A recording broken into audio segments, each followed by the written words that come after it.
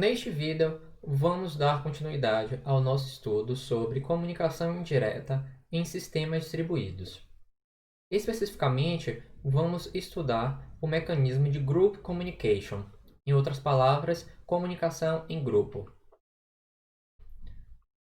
Na comunicação em grupo, uma mensagem ela deve ser enviada para um grupo em vez de um único nó. Nesse tipo de mecanismo, a mensagem ela deve ser entregue a todos os membros do grupo. Não é possível haver o cenário em que um subconjunto de nós recebeu, enquanto um ou outros nós não tenham recebido a mensagem. Vale ressaltar que o sender ele não possui conhecimento da identidade nem dos membros do grupo. Por exemplo, eu vou enviar uma mensagem para todos os alunos da universidade do curso X.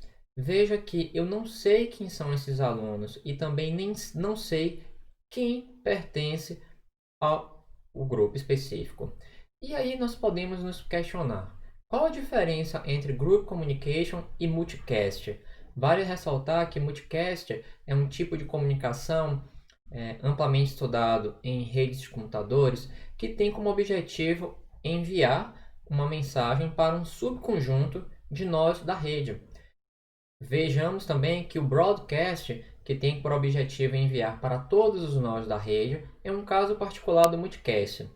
Voltando, qual a diferença entre o Group Communication e o multicast?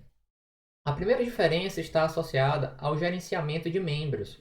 O mecanismo de Group Communication, como nós vamos ver, os nós eles podem entrar, sair, participar de mais de um grupo. Então, há um mecanismo que vai gerenciar essa membresia. Uma segunda característica está associada à detecção de falhas. O mecanismo de Group Communication deve cuidar de questões de falha, como, por exemplo, uma mensagem que não foi entregue a um membro daquele grupo, como também a falha de um nó que saiu de um grupo e retornou. Como também um mecanismo de Group Communication, por fim, ele deve garantir a entrega de mensagens, ou seja, uma mensagem que é enviada para um grupo deve ser entregue a todos os nós do grupo, como também essa entrega deve ser feita em ordem. E quais os possíveis cenários de aplicação para Group Communication? A primeira delas é a disseminação de dados para um número grande de clientes.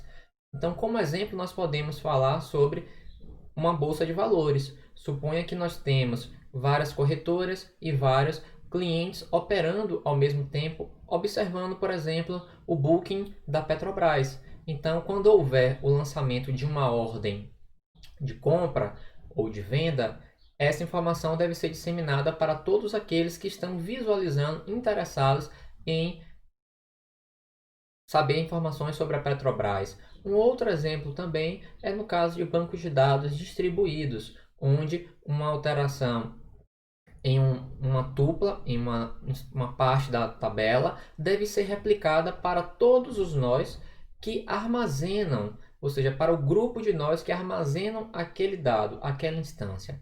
Um segundo exemplo está a disseminação de eventos para múltiplos usuários para manter uma visão consistente, como por exemplo games multiplayer, multiusuários.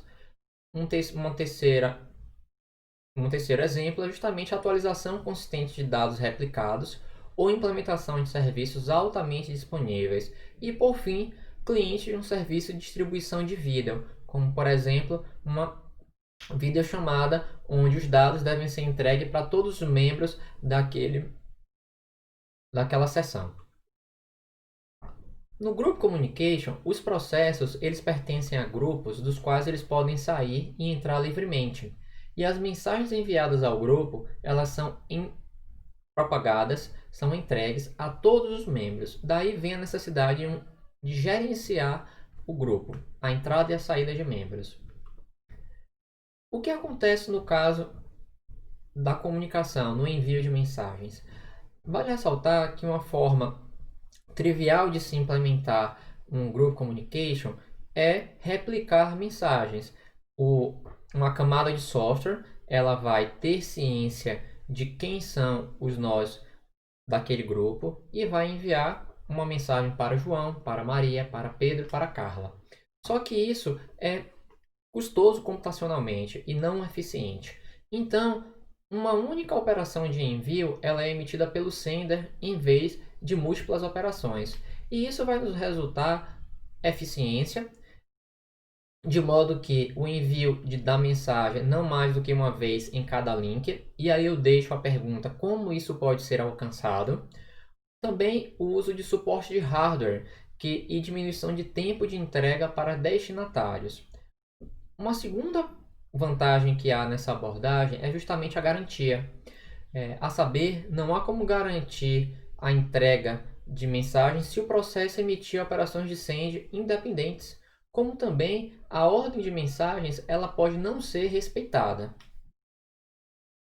Aqui nós podemos ilustrar um exemplo de dois tipos de grupo. Do lado esquerdo nós podemos ver um grupo fechado, onde apenas membros daquele grupo podem enviar mensagens. Nós podemos ver que um membro externo ele não pode enviar uma mensagem.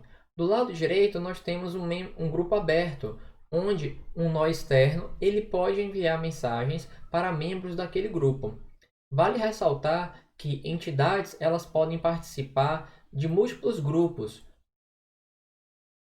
E aí nós temos a diferença entre grupos overlapping, que se sobrepõem, há uma interseção de membros entre os grupos, e grupos non-overlapping. Então, e como ficam questões de confiabilidade e ordenação? No caso de ordenação, deve haver o consenso quanto ao conjunto de mensagens recebidas. Se uma mensagem é entregue a um processo, esta mensagem deve ser entregue a todos os membros no grupo. Além disso, elas devem concordar quanto à ordem de entrega das mensagens. Exemplo, a mensagem 1, 2 e 3. Se um processo recebeu dessa forma, não é possível que um outro membro do mesmo grupo tenha recebido a mensagem na ordem 2, 1 e 3.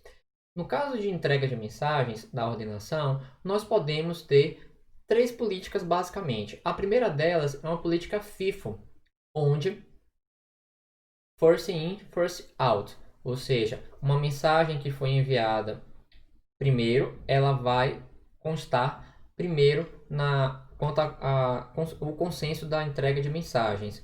Há também uma segunda relação de ordem chamada causal, que foi proposta por Lamport, e nós teremos um módulo para tratar sobre a causalidade em sistemas distribuídos. E por fim, a ordenação total, uma vez que a ordenação causal, como nós veremos, ela não garante a ordenação total de eventos.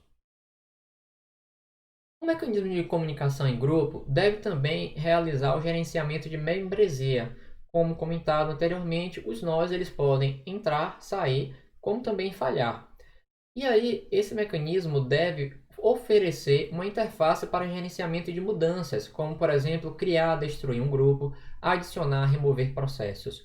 Além disso, deve haver funcionalidades para detecção de falhas, e para esse fim, existe um componente de software que vai ser o detector de falhas. Dentre as falhas, nós podemos ter falhas crash, falhas de comunicação. E por fim, notificação acerca de mudanças em um grupo. Aqui nós temos um exemplo onde um nó ele envia uma mensagem para um grupo. Vale ressaltar que há, na verdade, na parte basal, uma comunicação multicast, o que não deixa de ser.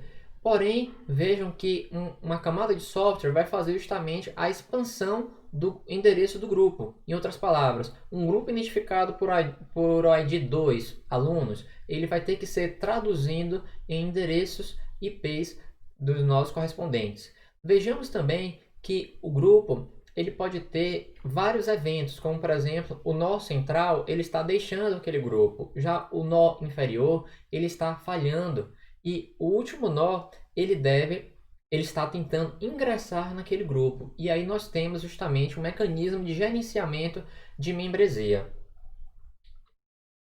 Muito obrigado.